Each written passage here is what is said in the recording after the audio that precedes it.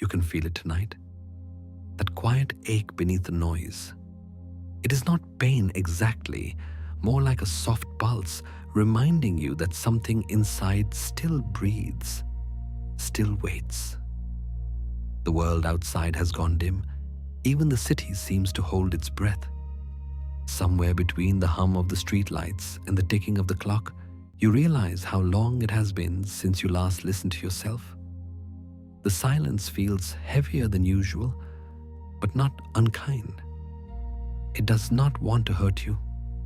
It wants to speak. Beyond the window, the night drifts like a dark sea. And in that sea, countless souls wander, each one searching for the sound of its own name. Loneliness, Jung once said, is not a punishment, but the beginning of transformation.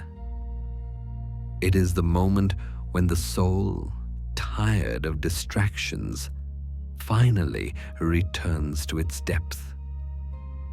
He thought of solitude as a vast ocean. You enter it trembling, afraid of drowning. But the longer you float, the more you realize the water was never meant to take you, only to hold you. So let the night be quiet. Let the distance between you and the world widen gently. Because somewhere within that distance, a door is opening, not outward, but inward. And through it, you will find not emptiness, but the shape of who you have always been. The room is still, a small island of quiet where the only motion is the slow sweep of the clock hand.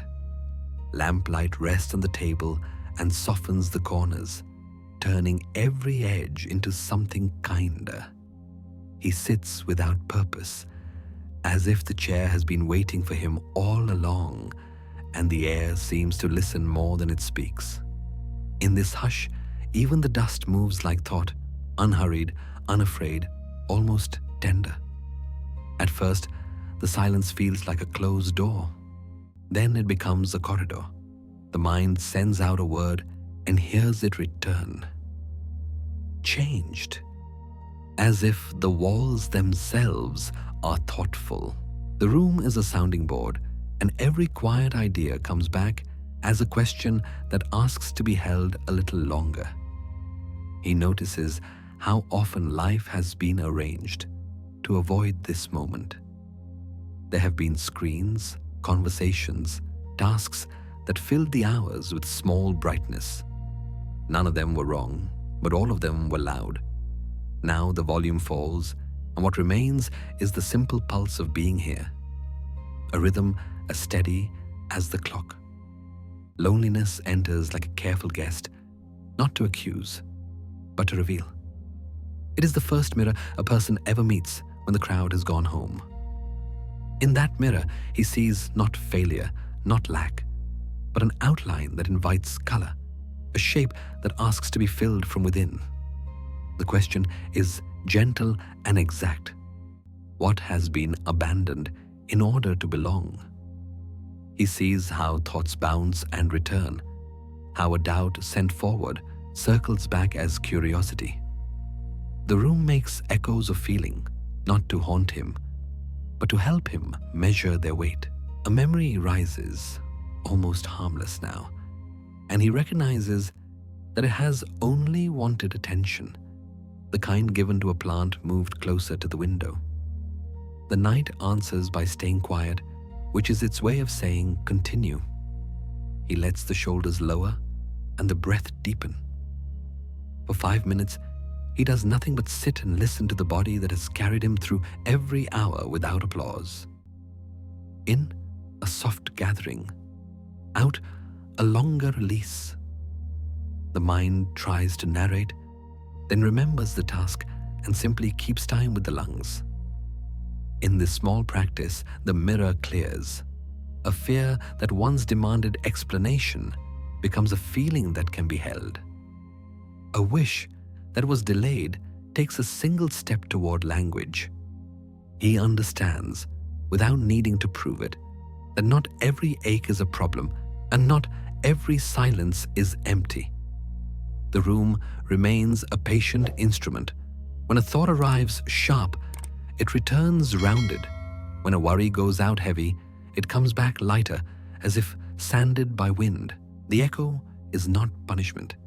It is a teacher that uses his own voice to show him where the truth begins. He realizes there is no need to force meaning. Meaning grows when it is given the light of attention and the shade of rest. This is why the quiet feels honest. It takes nothing away except the noise that hides what matters. The clock moves again and the minute belongs to him. He has done nothing extraordinary, and yet something has shifted, like a door that did not open with a click, but with a widening of dark into gentle space. The mantra arrives as a thought that feels older than language, and it fits in the room as if it were built into the walls. Silence doesn't take from you. It returns you to yourself. When he finally looks up, the air seems clearer. The night holds him without demand. The mirror stands where it stood before, but now it reflects a person who has stopped performing for a crowd that is not here. The story does not rush. It unfolds like breath, and the next step waits inside the next quiet minute, ready to be heard. Beyond the quiet room, the world continues its familiar performance. Laughter drifts from the hallway, bright and effortless, carrying the rhythm of belonging. For a moment, it sounds like warmth, but as it fades through the walls, what remains is an echo that does not reach the heart. The sound fills space, yet it leaves the air untouched, like wind moving through an empty shell. There is a strange comfort in proximity, in being surrounded by movement, noise, and light. It convinces the mind that loneliness has left, that silence has been defeated. He once believed it too, that closeness meant connection, that presence meant understanding. But the longer he listened, the more he noticed a different kind of emptiness, one that hums beneath conversation and applause. It is the hollow pause after laughter, the quiet under every crowded room. He sees now that people often seek others not to share themselves, but to forget themselves. Noise becomes a disguise, a wall built out of words. The louder the world grows, the easier it becomes to disappear inside it. And yet, when the laughter ends and the door closes, what returns is not peace, but the same question the silence once asked. Who are you when no one is looking? The mind is clever at building company from fragments. A screen glowing in the dark, a notification blinking like a heartbeat, a calendar full of gatherings, all of it pretending to be proof of life. But connection cannot live in constant movement. It needs stillness to root, honesty to breathe.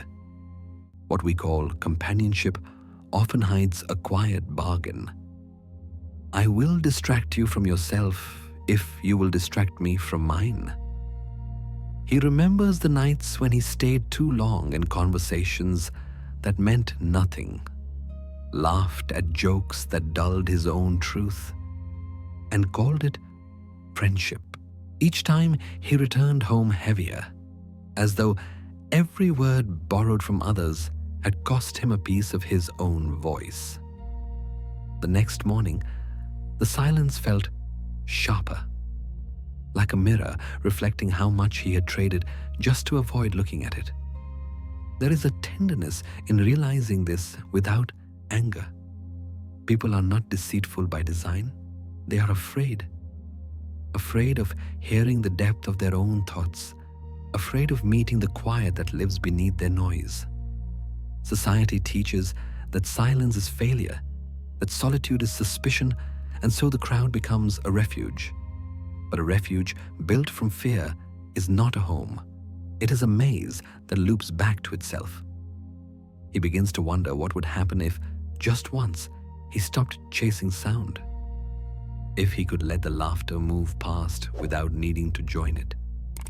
Perhaps there is more truth in the quiet corners, in the slow rhythm of his own breathing, than in the constant proof of being surrounded.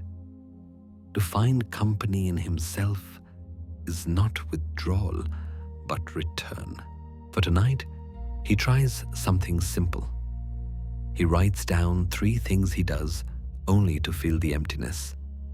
Small rituals of avoidance that once felt harmless. The list is brief, but each line carries a mirror. The scroll through endless screens, the conversation without meaning, the constant need to be seen. As he finishes, the noise inside grows softer, as if the world finally understands it no longer needs to perform. Outside, the laughter fades completely. Inside, the quiet expands, but it does not ache. It feels like breathing room, like honesty slowly unfolding. He realizes that connection was never meant to be found in volume, but in presence. Noise is not connection. It is only distance dressed as comfort. And the one who dares to turn it off discovers something far greater. The gentle sound of his own being, steady and real beneath the quiet. Morning arrives quietly, not with noise, but with light.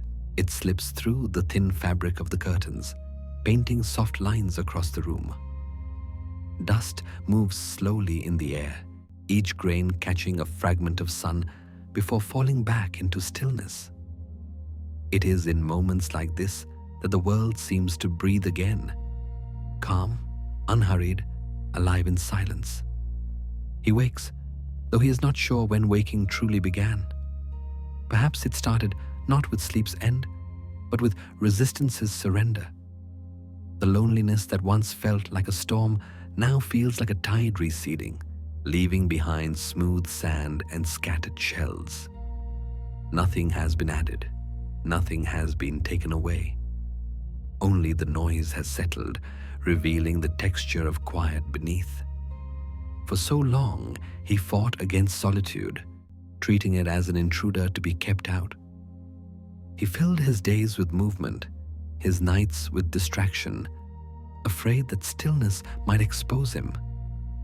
Yet, in the end, exhaustion did what effort could not.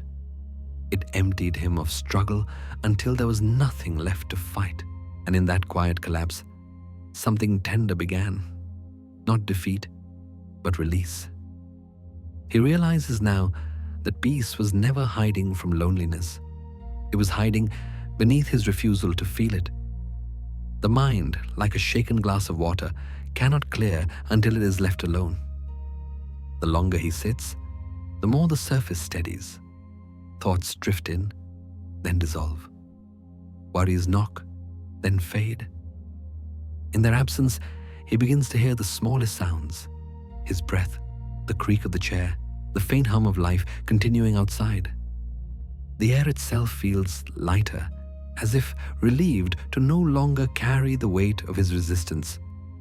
He remembers how solitude once pressed against his chest, how it tightened with the thought of being unseen. Now it sits beside him like an old friend who no longer needs to speak. The quiet no longer accuses. It simply exists, waiting to be met without fear. He understands that loneliness was never asking to be solved. It was asking to be witnessed, like a child left in the corner. It only wanted to be noticed, to be held in the gaze of understanding rather than avoidance. When he stops pushing it away, it softens. It becomes space, wide, forgiving, patient. There is a kind of wisdom that only appears when the noise disappears. It does not arrive as revelation, but as recognition. He begins to see that the peace he sought in others has always lived quietly in his own pulse. Every breath becomes a bridge, connecting what hurts with what heals, what trembles with what endures. He takes a pen and writes a single line. Loneliness taught me how to listen. The ink dries slowly, each word sinking into paper as if into earth. The sentence feels simple, yet it carries weight, the kind that does not burden but grounds. It is a truth too soft to shout, yet too real to forget. Outside, the world continues its morning rituals, footsteps, distant voices, the faint rhythm of life beginning again. Inside, he stays still, watching light and dust play across the air. The moment feels endless, not because time has stopped, but because he no longer wishes to chase it. He has met his own company and found it bearable, even beautiful. The peace that fills the room is not dramatic. It hums quietly, like breath returning to the body after a long pause. It asks for nothing and promises nothing except a presence. He understands now that every struggle was only a misunderstanding, a refusal to trust what silence could give. The light moves slowly across the wall, and he lets it. Somewhere in the gentle rhythm of this morning, the truth settles fully within him. Peace begins where resistance ends. There are smiles that feel heavy, not the ones born from joy, but the practiced ones, carefully placed, perfectly measured, polished by habit. They live on faces like porcelain, smooth and unbroken, hiding everything that trembles underneath in the reflection of a mirror. Such a smile looks convincing enough. Yet behind the curve of the lips, the body remembers its cost. He used to believe that smiling meant safety, that if his face was bright enough, the world would soften in return. Approval came easily that way, like warmth borrowed from a stranger's fire. People praised his calm, his kindness, his patience, not realizing that beneath each word, another truth waited in silence. He smiled to be accepted, and little by little, that smile began to speak louder than his real voice. The face became a kind of armor, smooth, shining, and always agreeable. A mask made not of clay or paint, but of glass, reflective, not transparent. It showed others what they needed to see, reflecting their comfort back to them, never his own. It mirrored the world so well that after a while, he could no longer remember what his own expression felt like when it wasn't rehearsed. There is a strange exhaustion that follows the performance of politeness, the kind that sleep cannot fix. It is not physical. It is the fatigue of shrinking oneself to fit a room. He began to notice how laughter sometimes echoed without him, how his own voice began to sound like someone else's script. The smile stayed, but something behind it grew quieter, more distant, waiting for permission to rest. One evening, standing before the mirror, he looked long enough to see the truth flicker through the reflection. The smile held, but the eyes looked like they were carrying too much light, light that did not belong to him. The glass seemed to ask a question.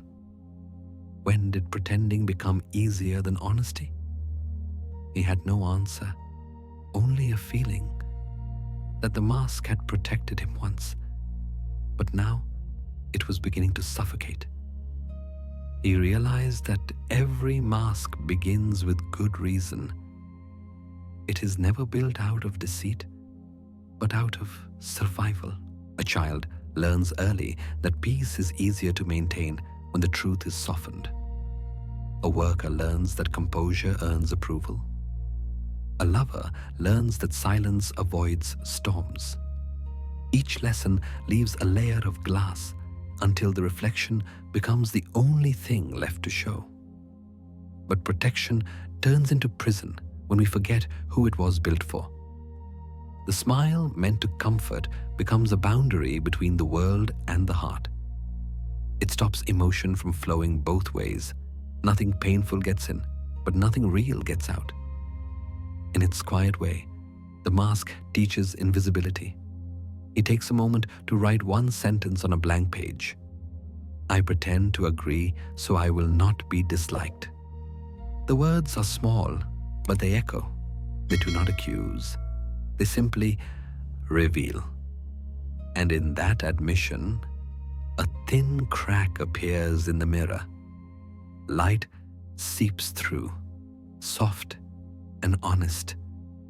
He does not tear the mask away. He simply learns to loosen it. There are moments in every day when he lets the face rest. No smile, no performance, just breath. In those pauses, he feels the weight of being human, and it is not unbearable. It is, in fact, a relief. He looks again at his reflection, and this time it looks back, not with perfection, but with presence. He realizes that even this version, tired and unguarded, is worthy of being seen. The smile that remains is smaller, quieter, but real. It does not seek to please. It seeks to tell the truth. Every mask was once protection.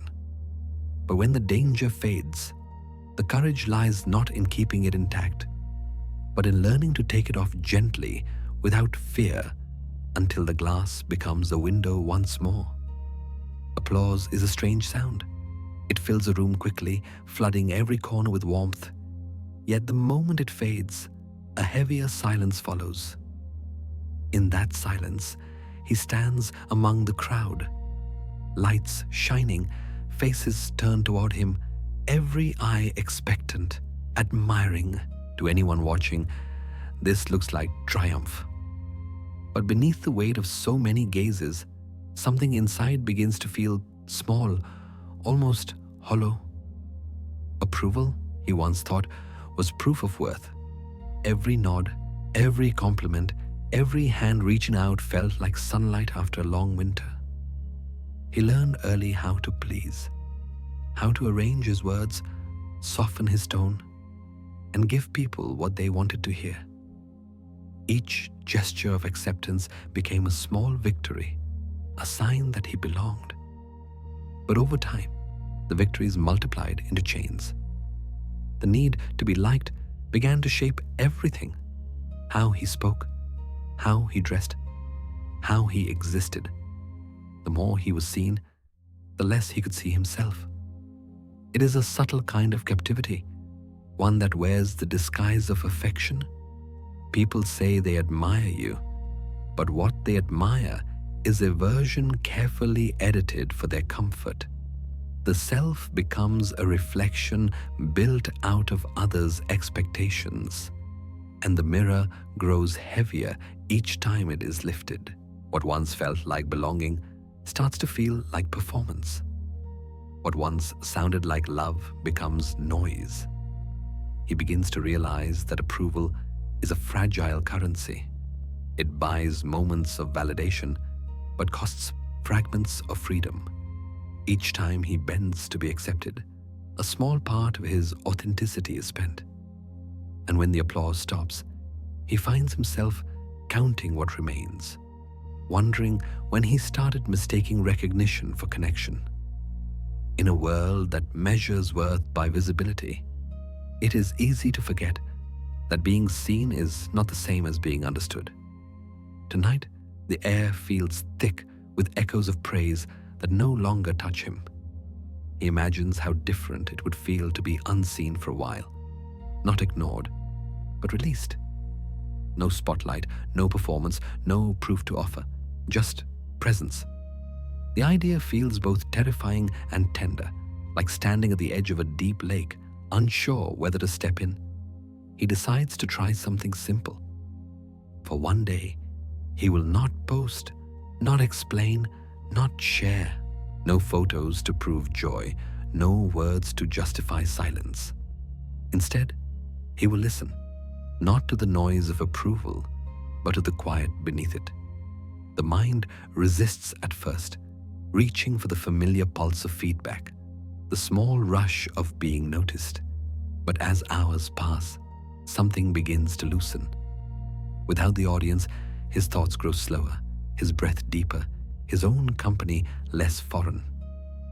In that private stillness, he feels both lighter and truer.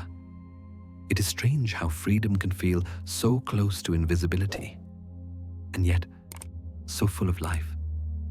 He begins to see that what people praise is often only what they recognize in themselves, not what truly belongs to him. Their admiration was never a mirror, it was a projection.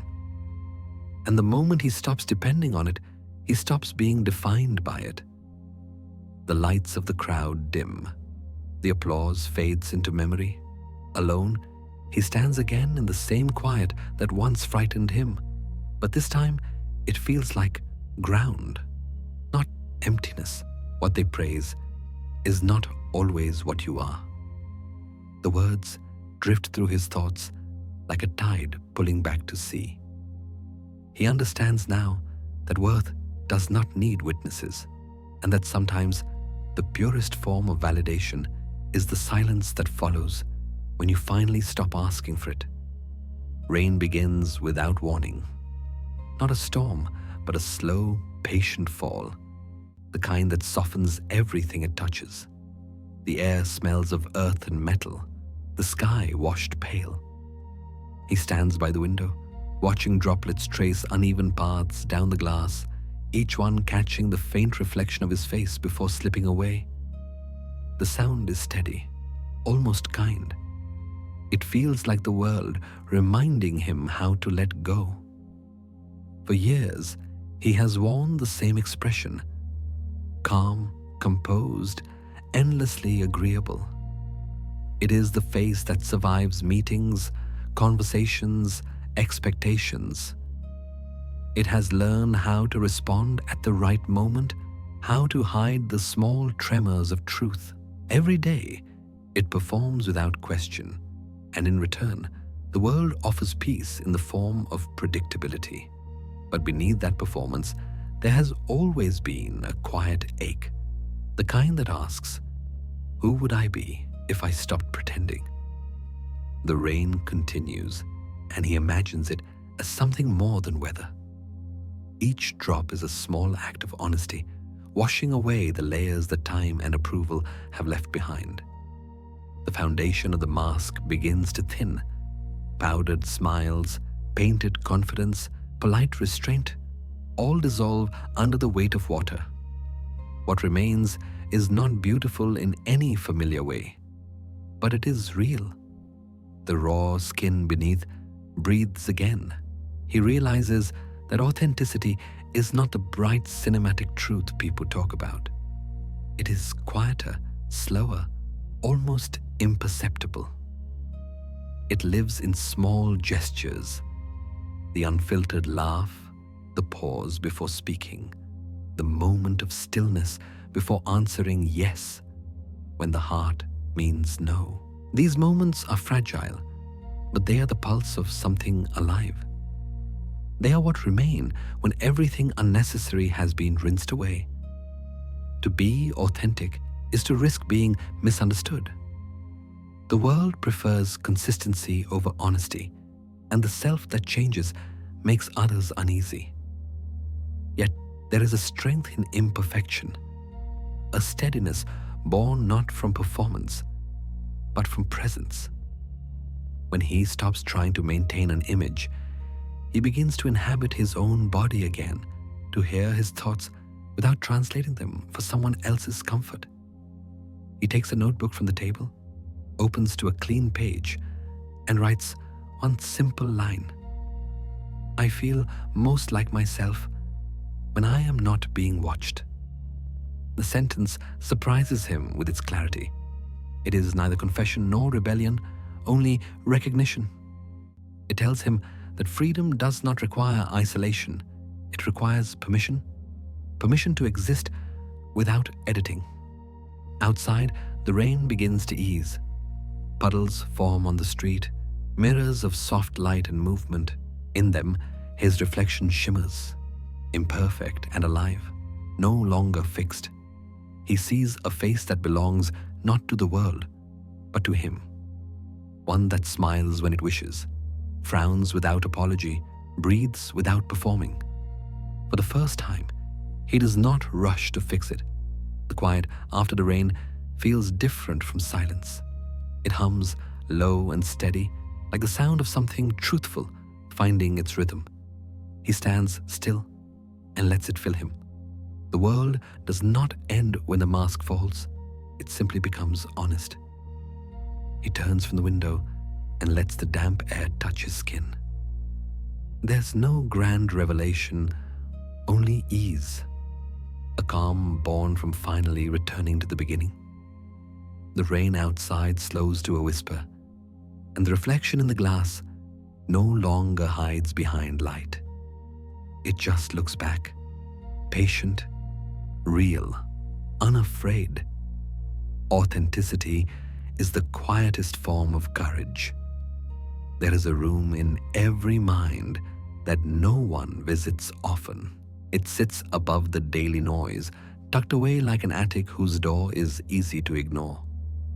The air there is heavy with dust, the kind that gathers only where time has stopped. Boxes rest against the walls, unlabeled, sealed long ago. Inside them lie moments too sharp to touch. The forgotten arguments, the words that went unheard, the small heartbreaks that never found a voice. This is the quiet home of everything a person has tried not to feel. He stands at the edge of that room, hesitant. The steps creak as if remembering each time he turned away. For years, he has kept this door closed, believing that whatever waited behind it was better left alone. Life below the attic is organized, polite, well lit. Up here, it smells like memory, a scent both familiar and haunting. Yet something in the silence calls him back. Perhaps he knows that healing does not come from escape, but from recognition. Every person carries such a companion, unseen, unspoken, but always near. It follows in the shadow of laughter, hides in the pauses between words, and sighs when the room falls quiet. Sometimes it shows its shape in dreams, sometimes in sudden irritations or fears that seem to have no reason. It is the part of the self that waited patiently while the rest of life moved on. It does not wish for punishment or pity. It only wants to be noticed. He kneels beside one of the boxes and opens it. Inside are fragments of feeling he once considered weakness, sadness that lingered too long, anger that frightened him, longing that felt too vulnerable to admit. Each emotion still carries the texture of its time, like fabric folded away before it was worn through. He touches them gently, surprised at how ordinary they seem now, how quiet compared to the noise he imagined. The mind protects by forgetting, but forgetting is not the same as release. Buried emotions do not disappear. They change shape. Unseen, they whisper through actions and choices, guiding the hand that avoids closeness, the heart that braces for loss before it arrives. Jung once suggested that what we refuse to see in ourselves never dies. It simply waits, becoming the shadow that follows us through every doorway. The courage to look does not come all at once. It begins in small movements, a hand brushing dust away, a breath drawn a little deeper. He writes a single word on a piece of paper, the name of the feeling he has avoided the longest. It trembles on the page, simple yet powerful, like a key left out in the open. By naming it, he has already lessened its power. The attic does not change after this. The air is still thick, the light still dim. But something in him feels different, lighter. It is as if the companion who lived there has finally stepped forward, not as an enemy, but as an old friend whose presence no longer threatens. The silence between them softens, and for the first time, he realizes that the forgotten parts of himself have only ever wanted reunion. He closes the box, not to hide it again, but to honor it. Some memories are not meant to be discarded. They are meant to be understood. What you hide holds your healing. The mantra hums quietly like breath beneath the dust, reminding him that no part of him has ever truly been lost, only waiting to be seen with gentleness instead of fear. Evening settles like a slow breath. The attic waits in its familiar silence, unchanged yet different. A single lamp stands on the floor now, its cord stretching like a thin line of intention. When he switches it on, the light does not rush in. It arrives carefully, spilling across the wooden boards in soft gradients, revealing what darkness had only hidden, never destroyed. Dust stirs, the air trembles slightly, and the room begins to remember itself. He has come back not to conquer this space, but to see it clearly. Shadows still linger in the corners, but they no longer feel like threats. They are simply parts of the room that have not yet been touched by light. The mind is no different. It carries its unlit corners, places where memory and fear sleep beside each other, waiting to be acknowledged. To look at them is not to defeat them, but to understand the shape of one's own being. For most of his life, he has believed that light meant safety and darkness meant danger. Now he begins to see that one defines the other. Without shadow, light has no texture. Without contrast, clarity is only blindness disguised as peace. True courage is not in keeping the darkness away, but in daring to walk into it with a lamp that might flicker but still burns. He steps closer to the center of the room, eyes adjusting to the dimness. What once felt endless now feels finite. A space he can breathe in. Each box, each corner holds stories, but none of them reach out to harm him. They simply wait for recognition. It occurs to him that fear is not a wall.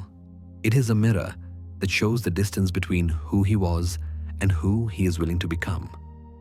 He sits down and unfolds a small piece of paper, the light catching the edges of his hand.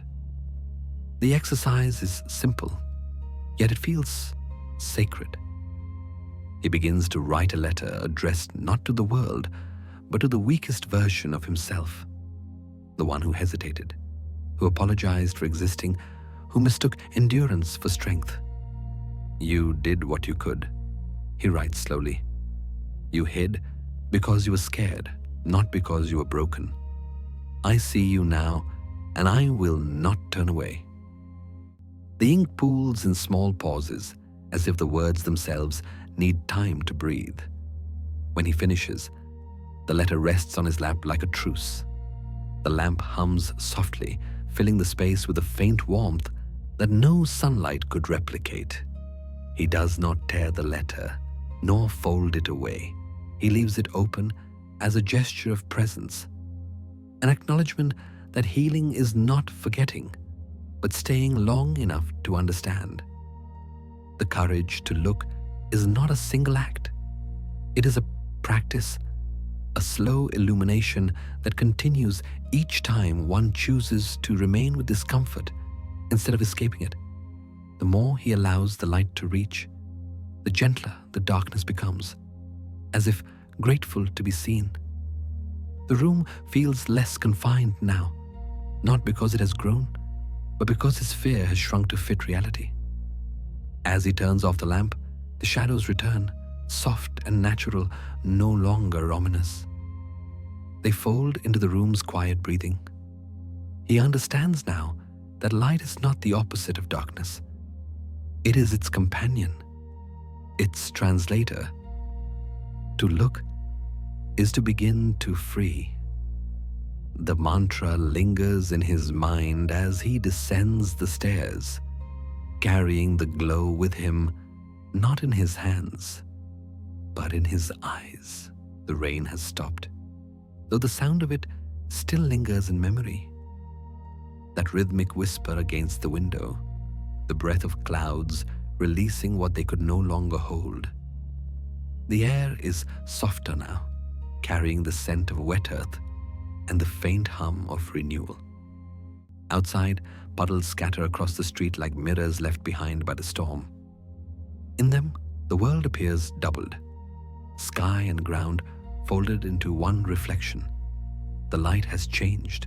It is no longer harsh, only patient. He steps outside and looks down. The puddles hold everything: drifting leaves, fragments of cloud, his own blurred silhouette. There is no judgment in the reflection, no attempt to sort what is beautiful from what is not. The water simply shows what is. For the first time, he notices how peaceful the world looks when it stops trying to appear clean. Perhaps the same is true of the mind. Peace comes not from purity, but from wholeness. For years, he believed acceptance meant perfection, that to be whole, one must erase the flaws, bury the failures, silence the shame. Yet each attempt to cut away the darker parts only deepened the wound. The storm taught him otherwise. It showed that even destruction can be honest. The sky never apologizes for thunder. It simply clears when its work is done. The mind, too, needs its tempests. They break what must be broken so light can reach what has been hidden too long. He remembers the version of himself that once lived in constant defense, always composed, always ready to deny the parts that felt too much or too little. Anger was forbidden, sadness disguised, desire muted. But the more he resisted, the louder those parts became, until resistance itself was the storm. It was only when he stopped running that the noise began to fade. Acceptance did not arrive as a burst of insight, but as a quiet exhaustion. The moment he realized there was nothing left to fix. Now, as he watches sunlight ripple across the puddles, he thinks about how the water holds both the sky and the dirt, and somehow remains whole. It does not choose, it allows, and that allowance is its peace. He wonders how many of his own so-called flaws were only feelings misunderstood. The sensitivity he once called weakness now lets him sense what others hide. The shame he carried for needing rest has become his understanding of balance. Every wound that once embarrassed him now speaks fluently of compassion.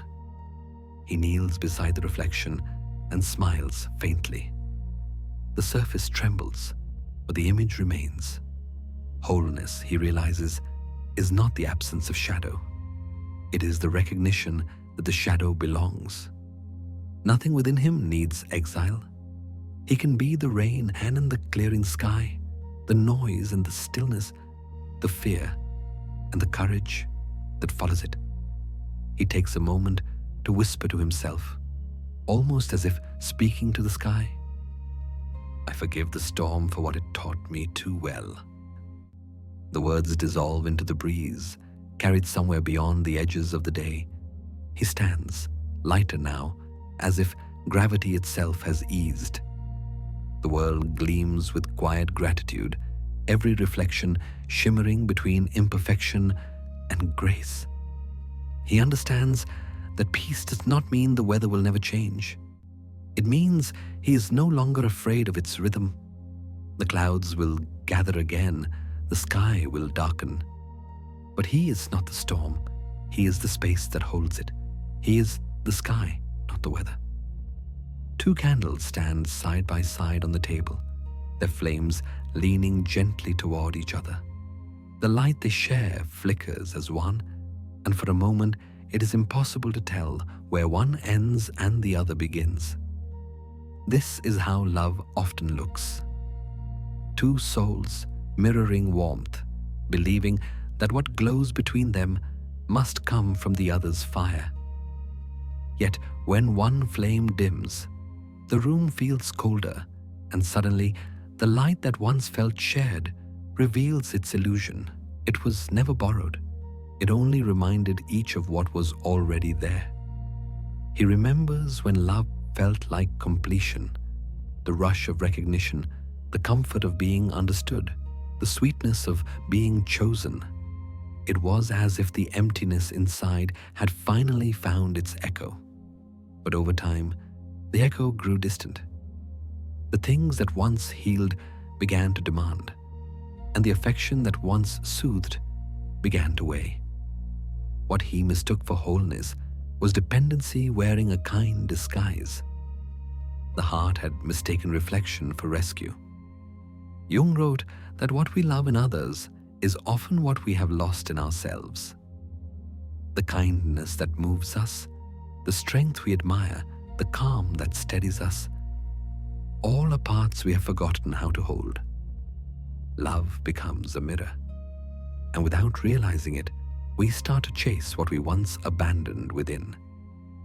The danger is not in loving, but in expecting another to repair what we have refused to tend. No one can complete a person who does not remember they were never unfinished. He sits quietly, the candlelight trembling against his hands. The mind begins to recall how easily it builds altars to those who seem to fill its silence. In their presence, loneliness softens, but not because it disappears, because it feels momentarily unseen. He realizes that love, in its truest form, is not meant to erase solitude, but to make it gentler. To love is to share light, not to surrender one's own flame. There was a time when he thought giving everything meant loving deeply. He would bend to fit the shape of another's needs, dim his own brightness so the room could feel balanced. But love built on depletion does not last. It asks too much of the spirit and too little of the self. Slowly, he began to see that real connection does not drain, it sustains. It asks both to stand whole, side by side, and let a light meet in the middle without ownership. He picks up a small notebook and writes one sentence. I wanted someone to make me feel worthy. The words settle heavily on the page. It is not accusation, only truth. In that confession, something shifts. He understands that the worth he sought was never missing, only misplaced in the reflection of another's eyes. To recognize this is not loss, it is liberation. Outside, the night breathes softly. The candles burn lower, but their light remains steady. He studies their small dance.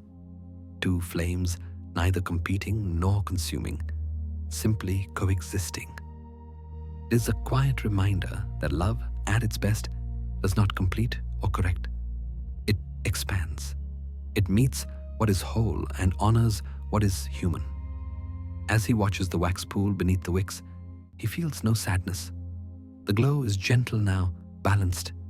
He knows that when the candles finally fade, the darkness will not mean absence, only rest. Because what they illuminated was never between them, but within him. The mantra settles in his chest like a steady breath, both truth and comfort. You don't need someone to fill you. You need someone who doesn't drain you. The canvas stood untouched for days. The brushes, once alive with motion, now lay silent, their tips hardened with forgotten color. He had stopped painting, not because he no longer cared, but because he no longer knew which strokes were his. Each time he lifted his hand, a quiet question echoed in his mind. Will they like it? The thought, so small, had become a chain. What once was creation had turned into performance. The painting was no longer a mirror of his soul, but a reflection of someone else's expectations. It happens quietly, this erosion of self. In love, in art, in life, we begin to melt into the people we cherish. At first, it feels beautiful to be understood, to be part of something larger, to dissolve into shared laughter and soft silences. But somewhere along the way, the edges blur. The we grows louder and the I begins to fade. The warmth that once nourished becomes a slow suffocation. Jung warned of this. The danger of fusion, where love turns into absorption and individuality drowns beneath affection's weight. The artist sits before the empty canvas again. He feels the tug of old habits, the urge to please, to conform, to create harmony at the expense of truth. Yet something inside resists. He remembers the first time he ever painted, before anyone cared, before there were eyes to impress or opinions to fear. Back then, the act itself was love, messy, honest, free. Now he longs for that silence again, the kind that lets the heart breathe without apology. He dips his brush into the paint, and this time, he does not think. The colors move like confession, wild and unmeasured. Each stroke becomes an act of remembrance. This is who I am. This is where I begin and end. Love, he realizes, must allow that same freedom. To love is not to dissolve, but to stand beside, to hold space without taking it. Mature love does not demand sameness. It celebrates difference. It honors the quiet truth that two complete souls can walk together without merging into one indistinct blur. Boundaries are not walls. They are contours. Without them, even the most beautiful connection collapses into confusion. He steps back from the painting. The image is raw, imperfect, undeniably his. It does not seek approval. It breathes with authenticity. There is an ache in that honesty, a recognition of what he lost in trying to belong. Yet within that ache lies peace. He understands now that love without space becomes a cage, gilded perhaps, but still confining. The cost of constant fusion is self-erasure, and no relationship built on that can endure without resentment. He closes his eyes and thinks of the relationships he has known, the ways he softened his voice, adjusted his colors, disguised discomfort for the sake of calm. It was never malice, only fear. The fear of being too much, of being left behind for simply being himself. But now he sees the quiet tragedy of that fear. What is kept small for love eventually withers, and what withers cannot love in return. The night deepens. His painting glows faintly under the lamplight, each color carrying the pulse of its own space. He writes in his notebook 3 boundaries worth keeping: time alone, honest speech, the right to say no. He reads them softly, as if reciting a vow not to another, but to his own becoming. The mantra rises in him, gentle yet resolute, a truth learned through loss and finally understood. Love without space becomes a cage. In a quiet garden at the edge of dawn, 2 trees stand side by side. Their branches rise separately, yet reach toward the same light. Beneath the soil, their roots spread in their own directions, never tangled, never competing, but drinking from the same deep ground. There is silence between them, not emptiness, but balance. The air that passes through their leaves does not divide them. It keeps them alive. This is how love breathes when it is understood. Connection is not a matter of closeness measured in inches or hours spent together. It is the invisible rhythm between 2 beings who can stand apart and still feel the pulse of belonging. Many forget this truth. They cling tighter, thinking affection grows through proximity, that love must always be held or spoken or proven. But the tighter the grasp, the more fragile it becomes. What truly endures is not possession, but presence. The quiet, knowing that even in silence, the bond remains. He once mistook closeness for merging. In past loves, he had blurred his edges, mistaking intimacy for access, thinking that to love meant to share everything, every thought, every fear, every hour. But too much sharing can drown what is sacred. In constant exposure, mystery dies, and with it, desire. True intimacy needs distance as much as it needs touch. Like breath, it expands and contracts, finding its life in the spaces between. He thinks of those trees again, the way the shadows cross only when the sun leans low. They do not demand that the other bend. They simply grow, steady, separate, and rooted in trust. The sacred distance is not a wall. It is a meadow. It gives love room to walk, to wander, to return. It allows each soul to remain sovereign, so the meeting can remain a choice, not a dependency. He remembers a time he felt most free, walking home at dusk, knowing someone waited, but not needing to call. The bond existed quietly, like the hum beneath music, felt rather than displayed. Freedom and love did not oppose each other. They completed the same circle. It was the moment he realized that genuine connection asks not for constant closeness, but for mutual breathing space. The kind that keeps both alive and unafraid. He sits down and writes a small reflection. I felt free when I knew I could be myself without disappearing from someone's heart. The words feel tender, like a truth rediscovered rather than learned. He sees now that sacred distance is an act of faith, trusting that love can hold steady without control. Two souls can walk beside each other without touching every moment, and still remain deeply entwined in essence. The garden outside grows brighter. The morning wind sways the trees in opposite directions, yet both lean again toward the same light. Their dance is slow, invisible to those who rush, but it speaks of something ancient, a language of balance, respect, and quiet devotion. He breathes in deeply, the air cool and alive, and whispers a thought that feels like both prayer and understanding. Love is not a chain, it is a rhythm. True closeness does not cling, it breathes. The night stretches wide, a quiet expanse without walls or directions. In that endless openness, a single figure walks, slow, deliberate, carrying a small lantern. Its light barely reaches a few steps ahead, yet it is enough. Around him, the desert hums in silence, vast and ancient, indifferent to the paths humans try to draw. Each grain of sand reflects a fragment of the stars, and under their cold patience, he feels both tiny and infinite.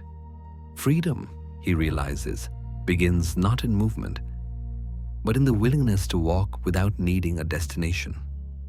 There is a moment in every life when belonging starts to feel too tight, when the places, faces, and routines that once defined safety begin to close in like gentle cages. It is not rejection that stirs the need to leave.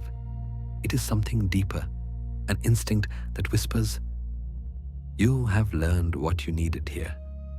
Jung once suggested that individuation, the becoming of the self, begins where adaptation ends. To find one's own voice, one must first endure the echo of solitude. The desert is not cruel, it is honest. It strips away what is borrowed. Without the noise of belonging, there is only you, your thoughts, your breath, your heartbeat under the wide sky. Many fear this silence because it doesn't flatter. It doesn't promise comfort. It asks you to face the emptiness and see whether you can still stand. But beneath that challenge lies its gift. When everything external falls away, what remains is the real you, unadorned, unapproved, unafraid. He stops walking and looks around. The horizon dissolves into shadow, and the wind carries no answer. The lantern flickers, and for a second, the darkness presses closer. Yet even in that stillness, he feels a strange companionship. The desert doesn't speak, but it listens.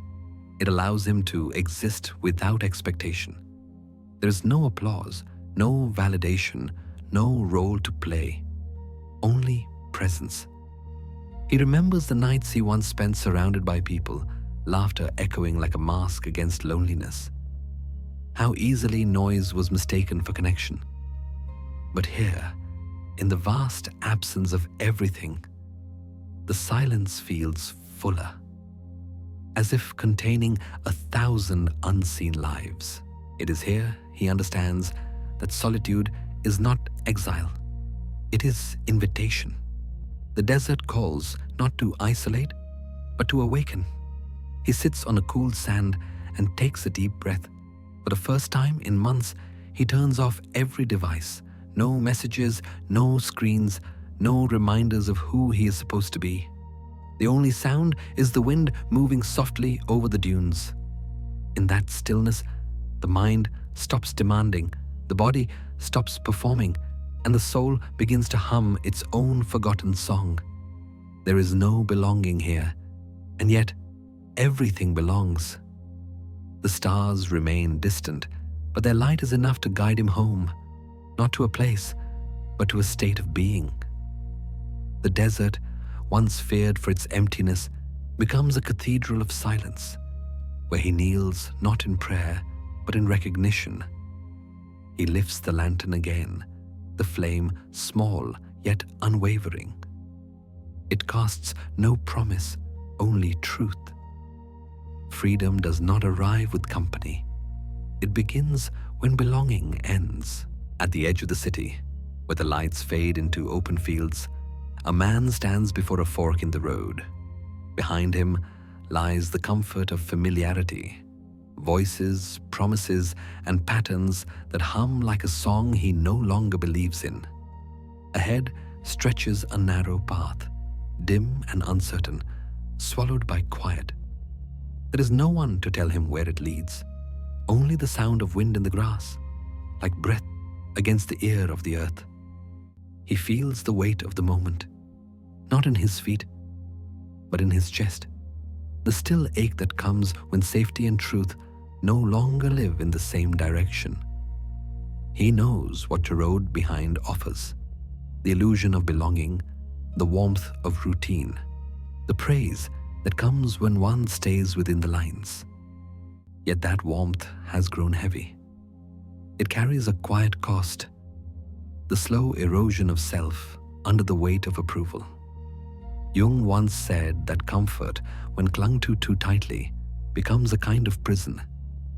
Peace, the kind that frees rather than pleases, cannot be built upon fear. He takes a step forward, and the silence deepens. It is not welcoming, not hostile, just vast. The night around him feels alive in its stillness, and for a moment he understands why so few choose this road. Freedom does not come with guarantees. To walk toward peace is to walk away from certainty. There will be no audience to applaud your courage, no voice to confirm you chose right. The path offers nothing but truth, and truth, when stripped of illusion, can feel like loss. He stops and glances back. The city still glows faintly, golden and inviting. He can almost hear laughter carried on the wind, promises of comfort whispering, "Come back. It's easier here." And for a brief moment, he wants to. But then he remembers. Peace is not ease. It is honesty. And every time he has chosen the easier path, something within him has dimmed a little more. There is a quiet trade between the soul and the world. To be free, one must give up control. To rest in peace, one must release the desire to be constantly reassured. He kneels and writes a single line in the dirt with his finger. What am I holding too tightly because I fear to lose it? The words look small against the vast ground, but their meaning echoes.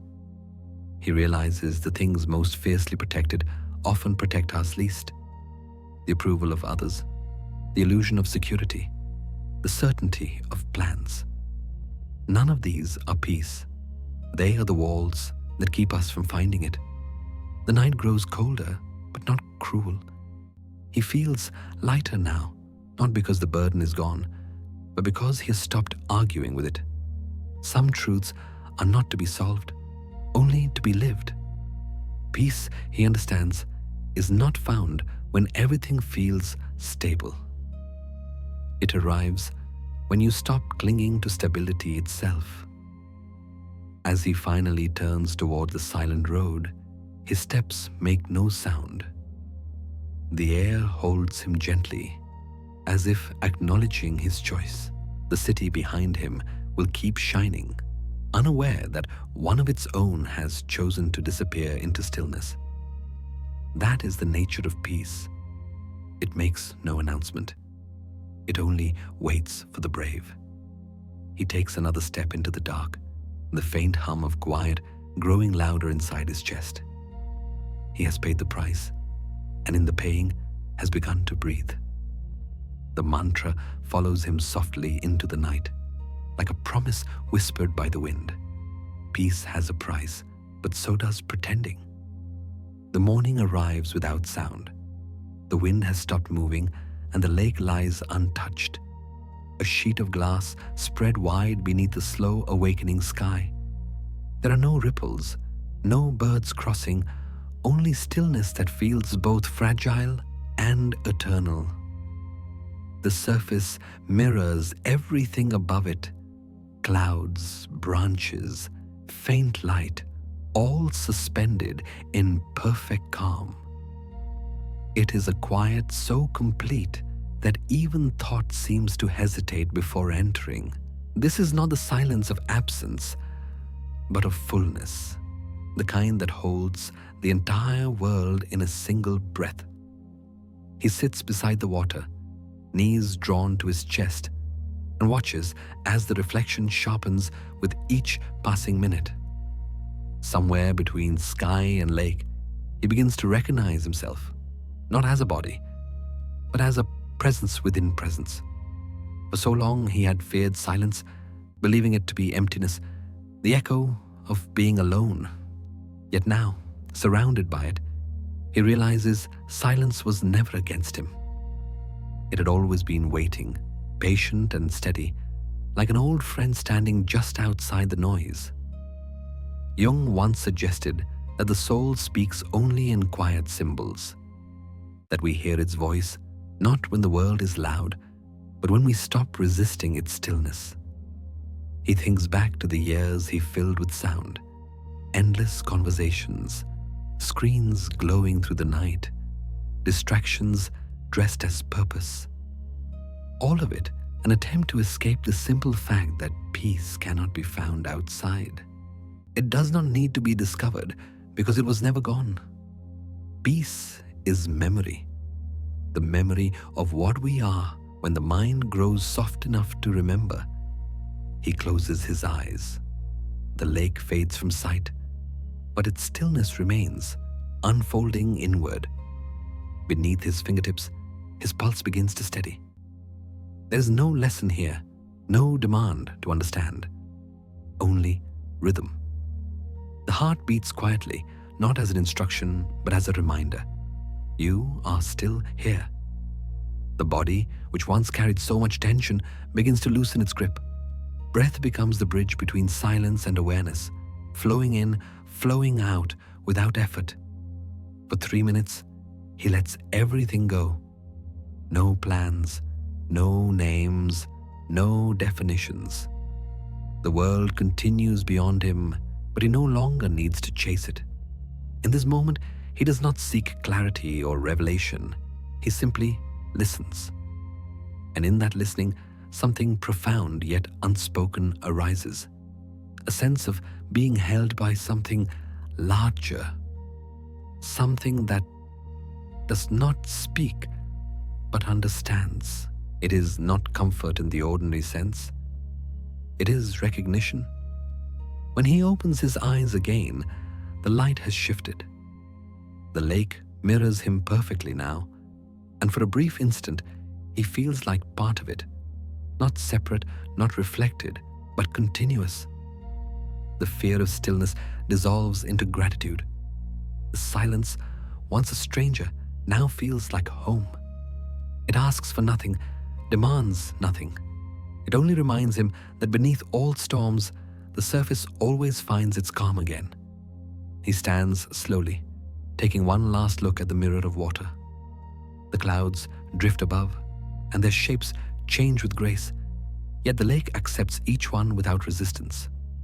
That is peace, not control, not escape, but acceptance. As he walks away, the sound of his heartbeat follows him, soft and rhythmic, like footsteps fading into eternity. The mantra hums gently in his mind, both truth and return. Peace is not found, it is remembered. The room is dark, except for a single flame trembling on a table. It flickers wildly, stretching and shrinking, never still, never certain.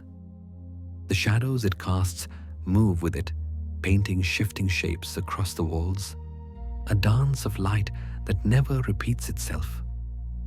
There is beauty in its instability, in its refusal to obey. This is where creation begins, not in calm predictability, but in the wild pulse between order and disorder, where form meets possibility and refuses to settle. He sits before the flame and watches its restlessness. For years, he had been taught to chase stability, to keep things neat, safe, defined. Yet the longer he lived inside that order, the smaller his world became. Everything predictable lost its spark. The same thoughts returned like clockwork, the same routines repeated until life felt polished but hollow. Jung once said that chaos is the raw material of transformation, that the soul, much like fire, cannot breathe inside perfection. The man now begins to understand. What burns creates light, but what is contained too tightly eventually dies. He remembers a time when his mind was filled with wild ideas, things that made no sense, dreams that frightened him with their scale. Back then, he called them impossible. Now, he realizes they were alive, waiting to be born in a world less afraid of disorder. Creativity, he sees, is not about mastery. It is about surrender. It is trusting that in chaos there is rhythm, and in uncertainty, direction. To create is to let the universe spill through you before you have time to categorize it. The flame leans suddenly, as if caught by a breeze that doesn't exist. Its light reaches the farthest corner of the room, the one he has always left in shadow. For a moment, it reveals everything. The scattered sketches, the abandoned notes, the unfinished beginnings of what could have been. He feels something stir within him, not guilt, but recognition. The chaos he has avoided is not destruction. It is potential, disguised as mess. He takes a deep breath and picks up a pen. On the blank page before him, he writes a single idea, one he has always deemed too strange, too risky, too unrealistic. The words come slowly, awkward at first, but then they start to move with their own rhythm. The page fills, the mind opens, and suddenly the silence of the room feels alive again. It is not control that brings creation, but permission. The flame bends again, as if nodding in approval. Outside, the night deepens, but the room grows brighter. He realizes that chaos is not the enemy of peace. It is its origin. Without contrast, calm has no meaning. Without risk, beauty has no pulse. True order is not achieved by suppressing chaos, but by learning to dance with it. The creative act, in every form, is rebellion against stillness, a spark refusing to die quietly. He sets the pen down and watches the flame one last time. Its glow softens, steady now, as if the act of creation has given it purpose. He knows that tomorrow the world will still demand predictability, still praise stability. But tonight he has remembered a truth: that stability builds walls, while chaos builds wings. And with that knowing, the darkness around him no longer feels empty. It feels alive, ready to move. The workshop is nearly silent except for the soft crackle of burning coals. Shadows climb the walls like living brushstrokes, shaped by the rhythm of the flame. A man stands before the forge, his hands steady, his face marked by soot and patience. The air smells of metal and heat, a scent both harsh and holy. Every strike of the hammer rings through the room, echoing not as noise, but as pulse. This is his solitude, not an escape from the world, but a meeting with it on deeper terms. He works alone, yet not lonely. There is company in the repetition, in the way the metal softens under heat, then hardens again through impact. The process demands presence. Too much force and it breaks. Too little and it bends without purpose. Between these two edges lies mastery, and mastery, he knows, is not the absence of error, but the willingness to face it again and again. Each spark that leaps from the anvil feels like a thought made visible, brief, bright, and gone too soon, but always leaving a trace. Outside, the world craves results, noise, and validation. Inside this room, only rhythm matters. Jung once said that what we do alone defines what we are in truth, because solitude strips away all performance. Here, there are no eyes to please, no applause waiting at the end of effort. Only the sound of labor and the quiet discipline of persistence. In that silence, something begins to form. Not just the object in his hands, but the mind itself, forged by repetition and patience into something resilient, steady, and true. He pauses, wiping his brow, watching the metal glow red before fading to dark. The glow reminds him of his own inner work, the kind that happens unseen. Solitude, he realizes, is a kind of forge.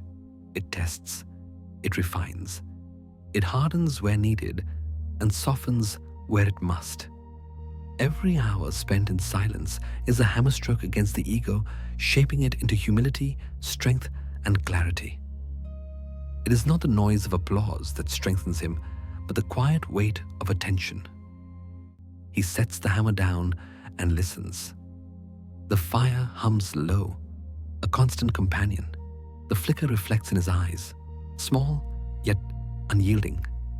He thinks of how easily the world dismisses solitude as emptiness, when in truth, it is the birthplace of creation. What is forged in isolation is not cold detachment, but heat refined into vision. The artist, the thinker, the builder, all must pass through this quiet trial where doubt burns away and conviction takes form. He takes a deep breath and feels the warmth against his chest. Tomorrow, the world will ask for results, for proof of progress, for something to show. But tonight, he will give himself something rarer, permission to create without expectation. No deadlines, no audience, just the act itself. To make something for no one but himself is to reclaim what the noise has stolen, the joy of becoming rather than performing. The coals shift, glowing softly as if nodding in approval. He knows the work is far from done, but for now, that is enough. The silence no longer feels empty. It feels earned. It holds within it the hum of creation, the quiet rhythm of becoming. The world outside may still chase applause, but he has learned something far greater, that creation needs silence more than applause. The earth is quiet after the fire. Ash drifts like faint snow across the darkened ground, and the air still carries the memory of smoke. Where trees once stood, only charred branches remain, fragile as whispers. Yet beneath the ruin, the soil is breathing. The fire that seemed to devour everything has left behind something unseen. A warmth beneath the surface, fertile and waiting. It is strange how destruction in time becomes nourishment. What burns may die in form, but not in essence.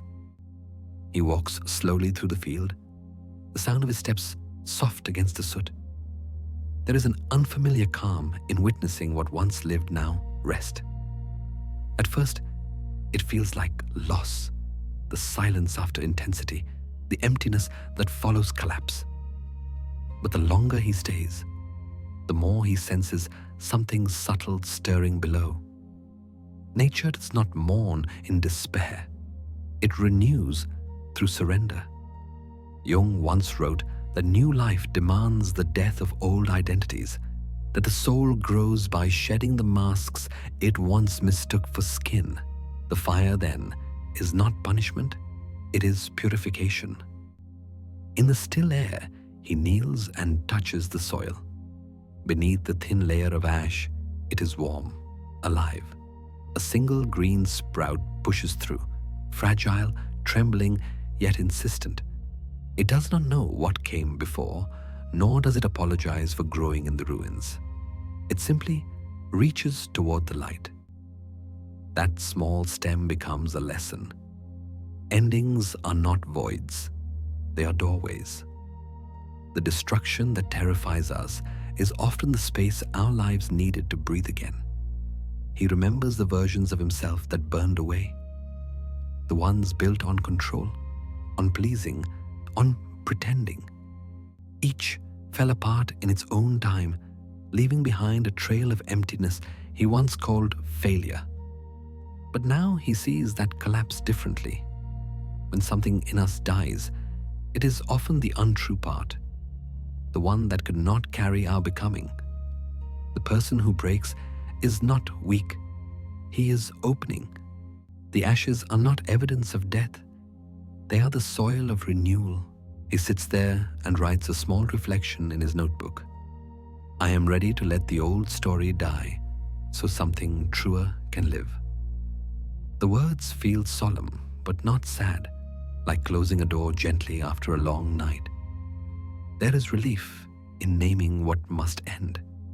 The past does not vanish when released. It simply changes its shape, becoming the foundation of what comes next. Just as soil remembers every fire yet still allows the seed to grow, the soul remembers its suffering but no longer lets it rule. A breeze stirs. Ash rises and scatters across the field, light as dust, and the sun, faint but steady, begins to break through the clouds. The landscape shifts from mourning to renewal in a single breath. He watches the light fall on the tiny sprout again, sees it glisten, fragile yet defiant. What once looked like an ending now looks like a beginning too quiet to be noticed before. He closes his notebook and whispers to the wind, not as a prayer, but as recognition. Every ending is a seed disguised as loss. Every silence is a womb preparing to give birth. The cycle is not cruel, it is continuous. Beneath the ashes, life waits patiently, certain of its return. And when he stands to leave, the world feels softer, lighter, whole again. Because from endings, life breathes again. At the edge of the continent, where the river finally meets the sea, there is a sound like breathing.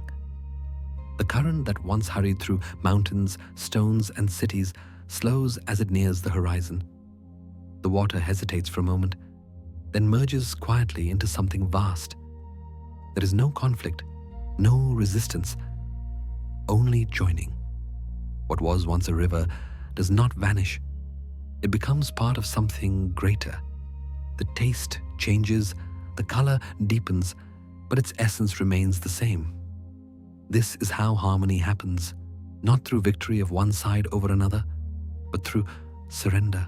He stands on the shore and watches the mingling currents, thinking about the wars within himself.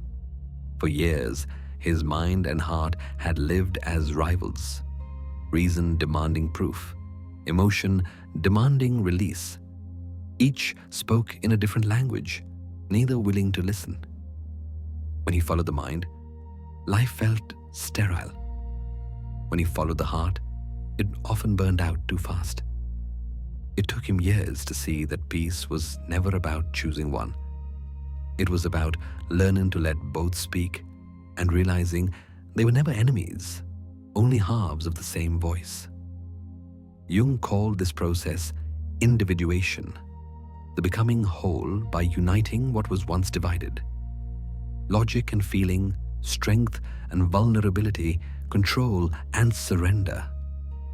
Each is a current flowing toward the same ocean of awareness. He recalls how often he tried to silence one to protect the other, believing balance meant suppression. But suppression is not harmony. It is fear in disguise. True balance arrives when each part is seen, understood, and allowed to exist without the need to dominate. He looks at the river again. The line where fresh water meets salt is visible only for an instant before it dissolves. There is no boundary, only blending.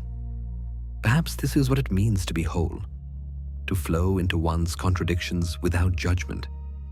The mind's structure offers clarity. The heart's chaos gives depth. Together, they form something both grounded and alive. The human spirit, like water, is meant to move, to change form while remaining true. He takes out his notebook and writes slowly, "My fear and my hope have stopped fighting. They now walk beside each other." The sentence feels simple, but it holds years of struggle. He remembers how hard it was to admit that courage is born not from denying fear, but from walking with it. That love is not the opposite of pain, but its quiet companion, and that reason is not the enemy of feeling. It is the structure that lets emotions speak clearly. The tide begins to rise. Waves creep closer to his feet, pulling the sand away, grain by grain. The sensation is grounding, like being reminded that everything we stand on eventually moves. He realizes harmony is not a permanent state. It is a practice, a daily willingness to meet oneself halfway, to sit at the edge of inner conflict and let both voices speak until they find a rhythm that feels like breathing. The horizon glows faintly as the sun begins to fall. River and sea shimmer together, indistinguishable now, infinite and still moving. The world seems to exhale. He whispers a line to the wind, not as a conclusion, but as understanding. Wholeness is friendship between opposites. And in that friendship, the river finally finds peace in becoming the sea.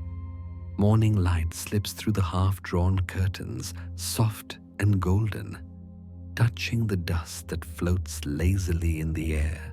The room is the same as it always was. The same wooden desk, the same quiet hum of the old clock, yet everything feels different. The silence has changed its shape. It no longer echoes with restlessness. It rests, settled, like a long-held breath, finally released. He has returned, though not as the person who once left. The journey has carved its lines into his being, invisible yet unmistakable. He stands at the window, watching how the light spreads across the floor, warm and patient.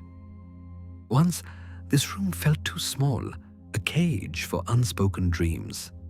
He used to look outside and wonder what waited beyond, what pieces of himself were scattered across the horizon. So he left, chasing answers, chasing versions of himself that the world might understand. He believed that becoming meant distance. But distance, he has learned, was only half the story. Every path, no matter how far it wandered, was quietly leading him back here, to the simple presence he once overlooked.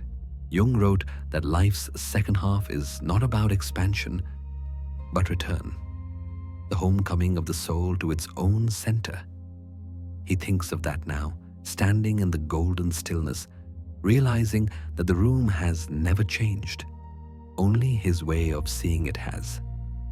The shadows are softer, the air more forgiving. The walls that once confined him now feel like arms. It was never the world that needed to grow. It was his awareness. And in that shift, everything finds its rightful size again. He pulls out the chair by the window and sits. The wood creaks familiarly beneath him, a sound that feels like welcome. He closes his eyes, breathing deeply, not to fix, not to analyze, just to be. The inhale arrives easily, the exhale leaves without effort. He notices how his chest rises and falls, how the air enters and leaves without judgment. This, he thinks, is what it means to come home, to inhabit the moment fully, to stop searching for the next version of peace. For 3 minutes, he lets himself disappear into the rhythm of breathing, into the quiet hum of being alive. When he opens his eyes, the world is still ordinary, yet somehow radiant. The desk is still scattered with old notes, the curtain still sways faintly in the breeze. But within that ordinariness, he senses grace, a small, luminous acceptance that everything is enough as it is. The need to prove, to chase, to define has dissolved into stillness. He realizes that home was never the place he left, but the awareness he carried with him all along. He glances again at the morning light. It no longer feels like a visitor. It feels like part of him, the same glow that once burned quietly during every night of solitude, every moment of doubt. The room, the air, the silence, all are mirrors reflecting the truth he had to travel so far to see. That peace was never out there waiting. It was always here, waiting for him to arrive.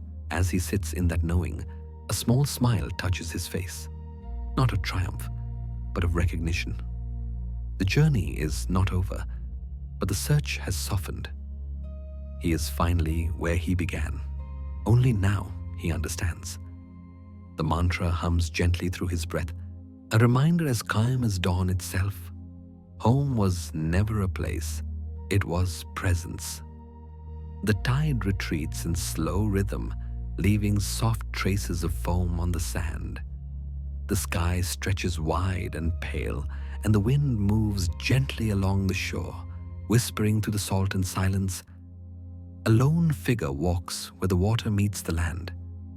No footprints before him, no audience behind. Each step sinks slightly, fills with water, then vanishes again. There is no destination, no urgency, no one to witness his passage. And for the first time in a long while, that feels like grace. He used to believe freedom meant noise, movement, adventure, the thrill of being seen doing something extraordinary. But the older he grew, the more he realized that much of what he called freedom was still performance. It was the ego's last disguise, still seeking applause from unseen eyes. True freedom, he understands now, is quieter. It is not the rush of escape, but the calm of arrival. the moment when you no longer need to prove that you exist. Jung once wrote that liberation begins not with rebellion, but with reconciliation. The man walking now has made peace with solitude, and in doing so, has found a kind of lightness that cannot be earned from the world. The beach around him hums with quiet life. Seabirds circle high above, waves breathe against the sand, and the horizon bends into infinity. He feels small, but not diminished. To be small in such vastness is to belong to something immeasurable. The world does not need his explanations, nor does he need its approval. He simply walks, carried by rhythm rather than reason, each step a silent affirmation that existence itself is enough. There was a time when silence frightened him, when a quiet evening felt like rejection, when solitude carried the taste of failure. Back then, every pause was filled with noise, every stillness quickly replaced by activity. But solitude, when faced with patience, changes its nature. The silence he once feared has softened into presence. It no longer reminds him of absence. It reminds him of depth. He sees now that peace is not the end of sound, but the understanding of what sound hides. He stops walking for a moment and looks out toward the horizon. The sea glimmers faintly beneath the light, endless yet intimate. He thinks of how much of life is spent chasing validation, in gestures, in words, in being seen. And then he realizes that the most honest joys are often the ones no one notices. The warmth of morning light, the scent of rain, the rhythm of breathing. These things ask for nothing, give everything, and vanish quietly without name or praise. He kneels and traces a line in the sand, a small reflection of his thought. "I am at peace," he writes, "and I don't need anyone to confirm it." The wind moves gently across the words, softening them until they fade. Strangely, that erasure feels right. Some truths do not need to be preserved. They only need to be lived. The sea keeps its calm rhythm as the sun begins to lower. The man stands again, feeling the sand cool beneath his feet.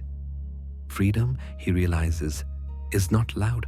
It doesn't announce itself or demand to be understood. It is simply the moment you no longer need the world to echo back who you are. The waves reach for his ankles one last time, a quiet acknowledgement before receding. The world has not changed, but his place within it has.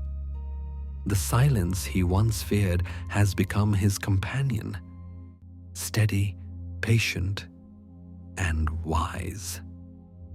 It asks for nothing, and in that nothing gives everything. The mantra drifts through him like the tide returning to the sea. The silence you feared has become your teacher. The morning unfolds slowly. Soft light filters through the curtains, touching the edges of the room with a gentle warmth. You lie there, eyes half open, listening to the rhythm of your own breath. Steady, quiet, human. The world outside has begun to stir again, but in this brief space between night and day, everything feels suspended, whole. You have walked far to reach the stillness. Through noise and shadow, through loss and longing, you have circled the same question until it softened in your hands. Now, there's no more searching to do, no mask to hold, no version of yourself left to perform. What remains is simple presence, the kind that doesn't demand, doesn't chase, doesn't need to prove its worth to anyone. There are no applause, no grand endings waiting here, only a quiet understanding, pulsing softly beneath the skin. That peace was never something to find, only something to remember. The silence that once frightened you has turned into a friend. The solitude you once resisted has become your ground. Every journey of return begins here, in the unguarded breath, in the calm recognition that nothing outside you was ever missing. You take another slow inhale, feeling the air move through you like light through water. The body rests, the mind loosens, and the heart, that tireless traveler, finally comes home.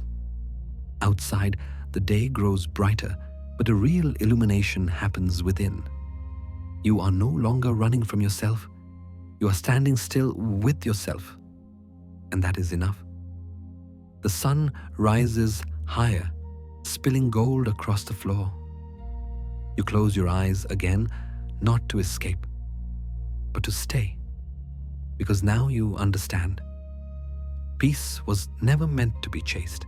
It was meant to be lived. And as the light rests gently over you, it feels less like an ending and more like a quiet beginning. Everything you seek outside has always lived within.